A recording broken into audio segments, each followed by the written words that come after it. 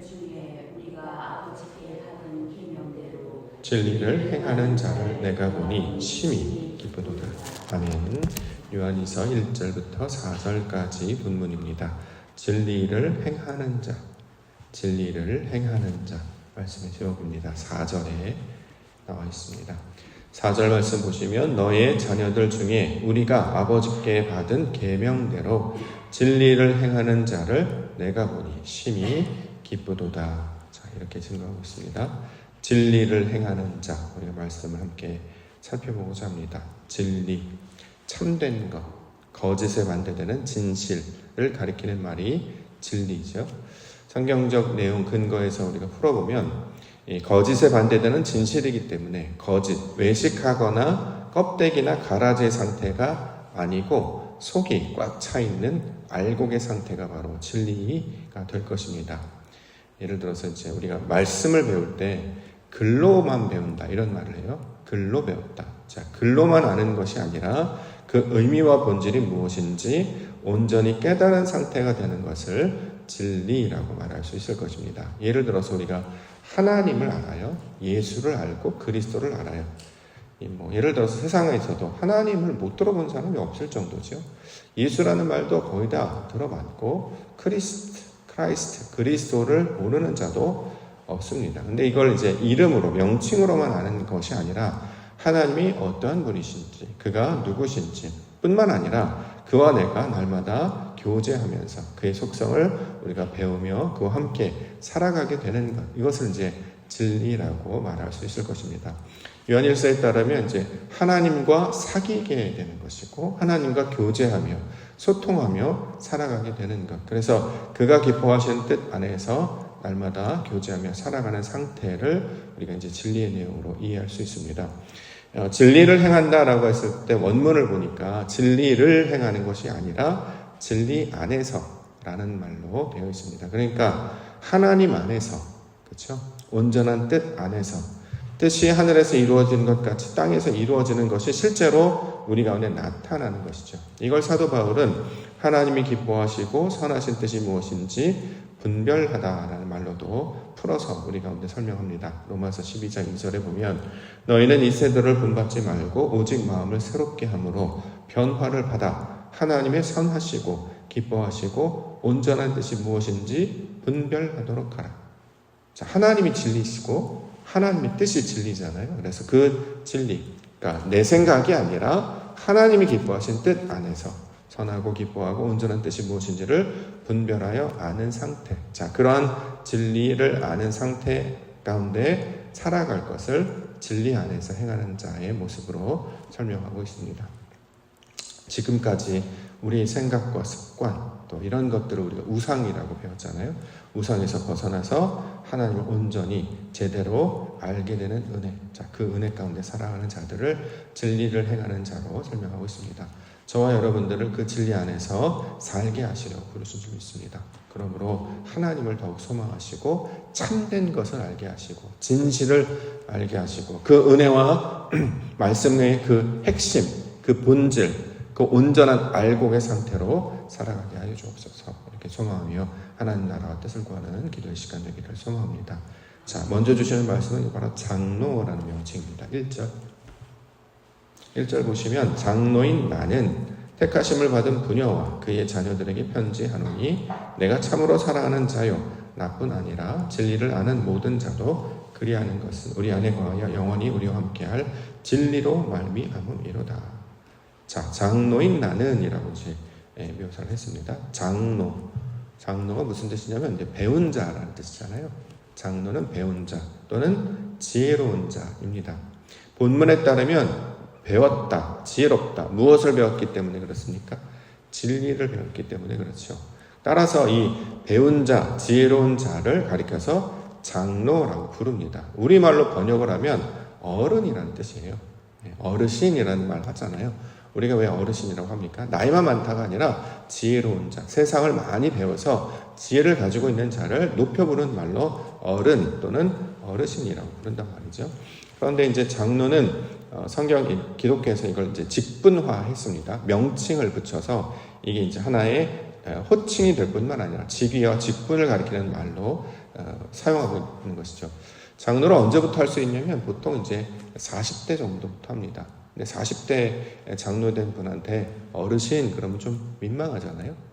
아직도 젊으신데 어르신 이상하죠. 그래서 장로라는 타이틀로 바꿔서 부르는 거예요. 이걸 이제 다른 말로는 감독이라고 부르기도 합니다. 똑같은 말로 목사라고 부르기도 합니다. 그렇죠? 네, 목사는 언제부터 될 수 있냐면 30대부터 할 수 있어요. 30대 됐는데 이제 막 애기 낳아서 이제 뭐 걸어 다니는 아이들 있는데 그분 보고 장로, 어르신이라고 하지 않잖아요. 그래서 장로라고 부르고 다른 말로는 이제 특별히 이제 말씀을 가르친다라고 하기 때문에 이제 목사라고 하는 타이틀을 따로 구별하여 부르고 있는 것입니다. 자, 장로는 어른이라는 뜻이고 그 뜻은 배운 자, 지혜로운 자. 다시 말해 하나님이 가르쳐 주신 말씀을 깨달아서 그 말씀을 온전히 삶으로 살아가는 자. 우리말로는 이제 어른이라는 뜻을 가지고 있었습니다. 자, 그런데 사도 요한은 자신을 가리켜서 장로인 나는 이렇게 이야기한단 말이죠. 왜요? 말씀을 알고 있기 때문에. 본문에 따르면 진리를 알기 때문에 진리 안에서 내가 이러한 역할을 감당하게 되었다라고 이야기하고 있습니다. 그렇기 때문에 이전에는 형식만 있었죠. 호칭만 있었어요. 근데 실제로 그렇게 살아가게 된다라는 것입니다. 처음에 이제 목사라는 직분을 받았다고 해서 진리를 온전히 깨닫느냐? 그건 아니잖아요. 근데 점점 말씀을 계속 연구하고 그렇게 살게 하심으로 하나님께서 성경을 통해 가르쳐 주신 그 내용을 우리로 알게 하실 뿐만 아니라 실제로 그 삶을 살아가도록 우리를 점점 변화시켜 가십니다. 처음에는 형식이 먼저 주어져요. 명칭이 먼저 주어집니다. 장로, 어른 또는 목사라는 명칭이 먼저 주어져요. 그러면 점점 그러한 자도로 만들어 가시는 것이죠. 그 역할, 그러니까 명칭만 가지고 있는 것이 아니라 정말 삶을 삶으로 살아내는 자를 가리킬 때 이걸 이제 장로라고 이야기합니다. 그래서 세상에서 이런 호칭이나 명칭을 가진 사람들은 많지만 정말 그런 모습으로 사는 사람들은 찾기 힘들다 이런 말 하잖아요. 진정한 장로, 진정한 목사, 진정한 어떤 명칭, 우리가 다른 말로 집사도 있고 권사도 있고 여러 가지 호칭들과 명칭들이 있습니다만 명칭이 중요한 게 아니라 그걸 실제로 살아내게 하신단 말이죠. 그 진리 안에서 하나님이 원하시는 그 뜻 안에서 이름으로만 아는 것이 아니라 정말 하나님과 소통하고 교제함을 통해서 그걸 삶으로 살아내는 자들을 가리키는 것. 자, 이것이 이 장로라고 하는 말, 진리 안에서 행하는 자의 모습이 될 것입니다. 엊그제 우리 노예 임원분들하고 이제 수련회를 다녀왔는데요. 여기에는 이제 장로님들도 계십니다. 목사님들도 계시지만 장로님들도 계십니다. 근데 한결같이 장로님들이 뭐랄까요? 딱 만나서 제일 먼저 이렇게 뵙는 그 첫인상은 뭐냐면 인자하다. 푸근한 느낌. 그래서 이제 저도 이제 인사하고 제 아내도 소개하고 안녕하십니까 옥토교회를 담임하고 있는 이렇습니다. 목사님 어서 오십시오 환영합니다. 그래서 이제 받아주시고 인자하게 맞아주시고 마치 우리 교회에서 같이 만나는 그런 장로님처럼 맞아주시고 또 그런 분들 보면 대부분 되게 친절하십니다. 필요한 게 없냐, 불편한 게 없냐 늘 살펴주시고 항상 뭘 이렇게 하면 항상 이렇게 양보하죠. 그냥 걸어가면 되는데 먼저 가셔야 된다. 나이로 따지면 훨씬 더 그분들이 이제 선배님이시고 더 어르신이시잖아요. 그런데 교회는 이 역할이 이제 바뀌잖아요. 큰 자가 섬기죠. 높은 자가 섬기는 거예요. 왜냐하면 그게 권리이기 때문에. 자녀들을 챙길 수 있는 권리를 부모에게 맡겨준 것처럼 어른이 되었다라고 하는 것은 이제 소위 말하는 사실 우리 전통적인 유교도 원래 의도는 위로 잘해라 이런 뜻이 아니었더라고요. 공부를 해보니까 장유유서라고 하는 것은 윗사람이 먼저고 아랫사람이 그게 아니라 똑같은 신분이라는 뜻인데 우린 그걸 이제 계급화해서 이걸 이제 오용하다 보니까 계급적인 가르침으로 가르쳤지만 실제 내용은 그렇지 않습니다. 왜냐하면 윗사람이 아랫사람을 돌보고 섬기는 것, 자, 이런 모습으로 주고 있는데 성경에서 말하고 있는 은혜와 사랑도 마찬가지죠. 하나님께서 이 땅에 아들을 보내셔서 우리를 섬겨주셨어요. 그가 우리를 사랑하여 주셨다라는 것이죠.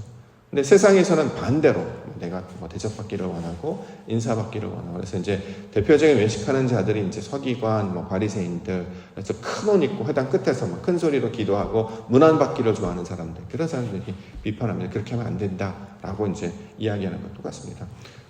왜 그러느냐? 하나님으로부터 채워짐을 받으니까 육신의 것들이 다 비워지고 하나님으로부터 채워지니까 그 안에 은혜와 사랑이 충만하여져서 연약한 자를 돌보고 또 그러한 것을 기쁨으로 여김으로 말미암아 그 어른의 역할을 하는 것. 그래서 그런 어른들 만나면 가장 이제 특징적인 특징이 뭐냐면 책임감 그렇잖아요. 어른이 옛날에는 어른 먼저 있지만 어른이 맨 마지막에 그래서 자녀들 먼저 다 들어가라고 이제 영화 같은 거나 이제 드라마 보면 어려움을 당할 때 아이가 1번으로 가장 먼저 대피하고 그 다음에 이제 여자들 그리고 이제 그 다음에 이제 반려동물들 그리고 이제 남자는 맨 마지막에 탈출하는 것과 똑같이 자신의 유익을 구하지 아니하고 다른 이들을 먼저 섬기며 나아가는 것 그런 모습을 볼 때 우리가 어른이다. 그리고 자신의 유익을 구하는 것이 아니라 다른 사람의 유익을 먼저 구하는 것은 이제 어른답다라고 하는 것과 똑같은 마음으로 이것을 장로라고 이야기합니다. 자, 장로, 배운 자, 하나님을 아는 자, 오늘 본문에서는 진리 안에서 행하는 자의 모습이 될 것입니다. 따라서 이 어른이라고 하는 것, 장로라고 하는 것은 우리 이제 교회를 다니면 나타나는 그 장로님, 남자분들만 가리키는 말이 아니라 우리 모두가 다 어른이 되어야 됩니다. 영적인 어린아이였잖아요. 다 어린아이와 같이 젖먹이 통해서 누군가 가르쳐주고 돌보지 아니하면 연약할 수밖에 없는 그런 상태를 어린이라고 말하는데 그 이제 영적 어린아이가 점점 말씀을 먹기 시작하고 자라서 소년, 청년, 장년 그리고 어른으로 바뀌어지게 된 거죠. 그럼 나중에 어떻게 되냐? 장성한 자가 된다는 거예요. 그걸 이제 성경에서 어른이라고 표현을 하고 이걸 명칭을 장로라고 부르고 있는 것입니다. 자, 장로라는 명칭을 받았어요. 명칭만 받는다고 해서 그렇게 사는 것이 아니라 그렇게 살도록 힘쓰고 수고하고 늘 하나님과 교제하고 하나님께서부터 주시는 힘과 능력을 받아서 감당하며 나아가는 것 이것이 바로 진리 안에서 행하는 그 어른 장로의 모습이 될 것입니다. 그 믿음의 장성한 분량까지 저와 여러분들을 가르치실 것인데요. 하나님과 늘 소통하고 교제하시고 하나님으로부터 배우시고 말미암아 온전한 그 말씀의 사람들 되시기를 주의로 간절히 축원합니다. 자, 장로님 그 믿음의 어른들에게 주신 특징 긍휼과 평강 이야기합니다. 3장 은혜와 긍휼과 평강이 하나님 아버지와 아버지의 아들 예수 그리스도께로부터 진리와 사랑 가운데서 우리와 함께 있으리라. 자, 배운 자, 지혜로운 자, 하나님 안에서 진리 안에서 행하는 자들에게 어떤 특징들이 나타나는가? 은혜, 긍휼, 평강 이런 특징들이 나타난다는 거죠. 그래서 그것이 진리와 사랑으로 우리 가운데 함께 있게 될 것이다. 이렇게 설명하고 있습니다. 이걸 이제 간단하게 우리 풀어서 이해해 보면 은혜, 긍휼, 평강 다 하나님의 속성이에요. 하나님이 가지고 계신 특징이란 말이죠. 그는 은혜로우시며 긍휼이 많으시며 평강이 하나님이시잖아요. 그 하나님의 속성이 우리에게 진리와 사랑으로 전해지게 된다는 거예요. 값없이. 그렇죠? 그와 교제했을 뿐인데 그의 빛이 우리 가운데 전해지는 것이고 그의 생명력이 내 안에 전해지는 것이고 그의 진리가 우리 안에 전해지기 때문에 우리도 은혜롭고 긍휼이 풍성하고 평강의 사람으로 살아가게 된다라는 것이죠. 그러므로 이전에는 내가 가지고 있었던 어떤 욕망들, 정욕들, 뭐 이런 어떤 욕심들이 있다면 이게 다 이제 사라지고 쓸려가고 씻겨 내려가고 하나님이 주신 은혜로우심, 긍휼이 많으심, 평강으로 채워지는 것이 바로 우리와 함께 하시는 하나님의 특징이 되고 있습니다. 그래서 이제 장성한 분량이 되고 우리가 교회 안에서 어른이 되면 어떤 소위 말하는 이야기를 듣냐면 참 은혜롭습니다. 긍휼이 많으세요. 참 평안하십니다. 이런 말을 많이 듣잖아요. 실제로 그런 말을 듣는 것이 굉장히 신앙생활을 온전하게 하고 있다는 증거가 되고 있습니다. 시간이 지날수록 장성한 분량이 될수록 은혜로우셔야 되잖아요. 긍휼이 많으셔야 되고 참 평안하셔야 되는데 교회 왔는데 은혜가 없고 욕심만 많고 말이 많고 불평만 많고 그럼 이제 어른이 모습이 될 수 없겠죠. 자, 그러한 모습을 우리 가운데 소개하고 있습니다. 최근에 제가 개인적인 이야기를 하면서 되고 싶은 것이 생겼다라고 한번 말씀드린 적이 있었어요. 그 되고 싶은 게 뭐였냐면 어렸을 때 이제 한참 자랄 때 좋은 아빠, 좋은 남편, 좋은 목사가 이제 저희 삶의 목토였는데 어느 순간 그것들은 이제 정리가 되고 그동안 고민스러워서 뭘 하고 싶나, 뭐가 되고 싶나 이런 게 별로 없어서 사실 나름대로 고민이 있었습니다만 최근에 그 말씀이 마음 가운데 와서 자꾸 부딪히고 자꾸 붙잡게 해주셨어요. 그 내용이 뭐냐면 이제 깨끗한 사람. 그 말씀 깨끗이 무슨 뜻인지를 이해하게 되니까 이러한 모양으로 되면 좋겠다. 이 깨끗한 사람은 무엇이 아니면 원래 내 것이 가득했던 사람인데 하나님의 것이 부어짐으로 말미암아 이게 다 비워지는 거예요. 욕망도 있었고 정욕도 있었고 욕심도 있었고 의도 있었고 내 것이 많았던 사람이었습니다. 그런데 하나님께서 말씀을 은혜롭게 막 부어주시니까 내 것이 다 씻겨버리고 하나님의 것만 남게 되는 거예요. 이것이 깨끗한 사람의 내용이었더라고요. 그러니까 그 말이 너무나 아름답고 그 의미도 너무 좋아서 이런 사람이 되면 좋겠다. 여전히 자꾸 힘이 들어가고 욕망이 들어가고 때로는 이제 인간적인 어떤 욕심들이 들어갈 때마다 이제 그런 것들이 들을 수는 있습니다만 들었는데 그 결과가 늘 안 좋았다라는 것을 이제 알게 된 거예요. 내가 품는다고 해서 다 이루어지는 게 아니고 성경은 하나님이 하시는 일을 믿음으로 받아들이는 일이라고 했는데 자꾸 이렇게 돼야지 저렇게 돼야지 그런 욕망이 있으니까 결국 힘들어지는 것은 스스로 제 자신이었다라는 생각을 하게 됐습니다. 그래서 이제 말씀을 듣고 깨끗한 사람이 되어야 되겠다라는 말씀을 품으니까 마음 가운데 설렘도 있었고 또 소망도 생겨서 이거 하나님이 주시는 기도의 제목인가 보다라고 이제 붙잡고 지금까지 계속 기도하며 지내고 있는데요.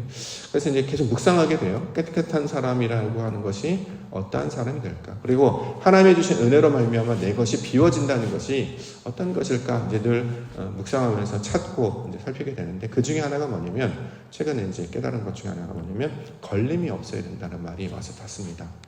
걸림이 없다. 불편함이 없다는 거죠. 마태복음에 따르면 다른 사람의 티가 보이는 것은 내 안에 들보가 있었기 때문이었어요. 그래서 티를 보여주지 않으려면 들보를 뽑아내야 된다. 심지어는 마가복음 이런 말을 보면 눈이 범죄하면 눈을 뽑아버리라 이렇게까지 강하게 얘기할 정도로 그 자체가 너에게 있어서 걸림이 되는 것이 있느냐? 뽑아버리라 또는 잘라버리라 이렇게 강력하게 말을 한단 말이죠.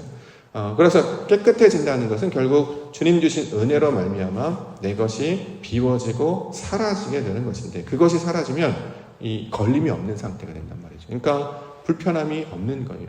사람에 대해서 말을 할 때 걸리고 어떤 이야기를 할 때 걸리고 또 그런 문제가 있을 때 내 안에 자꾸 번민이 있고 마음속에 자꾸 찾아와서 그것이 자꾸 쓴뿌리처럼 찾아와서 내 안에 것을 막 뒤집어 엎기도 하고 속에 있는 것을 막 끌어내기도 하고 그러다 보니까 불평과 원망과 불편함이 늘 도사리고 있었던 것을 깨닫게 됐는데 주님 주신 성령의 뜻 또 하나님의 뜻 안에 거하면 거할수록 그런 것들이 제거되는 경험을 하게 됐습니다.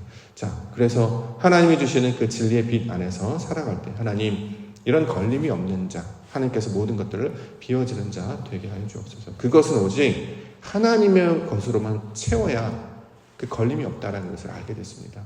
내 스스로 이게 제거가 안 돼요. 저는 그런 거 있잖아요. 예를 들어서 석류는 미네랄 좋아해요. 음료수가 나왔어요. 먹어보시잖아요. 무슨 맛일까? 근데 저걸 내가 먹을 수가 없으니까 어떤 것들을 취하기도 하고 어떤 것들을 하기도 하고 그러다 보니 불편함만 생기는 거예요. 알고 보니까 비슷한 맛이라는 것을 굳이 먹어보지 않아도 하나님이 주시는 것이 더 좋은 것임을 알게 되면 그것을 굳이 마음을 뺏기지 않게 된다는 거죠. 자, 하나님이 주시는 은혜의 맛을 보는 사람들은 세상의 것에 연연하지 않게 되는 것이고 주님께서 주신 참된 기쁨을 알게 되는 것은 세상에서 나타나는 것에 마음을 두지 않게 된다라는 것입니다. 그래서 은혜와 긍휼과 평강으로 채우는 그것이 성경에서 말하는 가장 위대하고 가치로운 것임을 깨달아 알게 해주셨습니다. 이것을 소망으로 붙들고 이제는 정욕이나 자랑이 아니라 은혜와 긍휼과 평강 그래서 이제 점점 저도 어른이 되어가는 과정인 것 같습니다. 그래서 풍요로운 자, 넉넉한 자, 그래서 하나님께서 주신 그 은혜로 말미암아 사는 자들이 될 때 이것을 가리켜서 진리 안에서 행하는 자들이 되어서 기쁘도다. 이 사도 요한의 고백이 저와 여러분들의 모양이 될 줄로 믿습니다. 오늘 진리 안에서 행하게 하여 주옵소서. 하나님이 주시는 은혜로 살게 하여 주시고 하나님이 부어주신 그 긍휼로 말미암아 살아가게 하시고 주님과 늘 교제하면서 그 평강의 사람으로, 평화의 사람으로, 오직 하나님으로부터 받는 진리와 사랑을 받는 자로 살게 하여 주옵소서. 그 은혜를 우리가 소망하며 오늘도 하나님 나라 그 거룩한 백성, 그 깨끗한 성도와 거룩한 성도의 모습으로 살아가시는 기도의 시간 되시기를 주의 이름으로 간절히 축원합니다. 기도하겠습니다.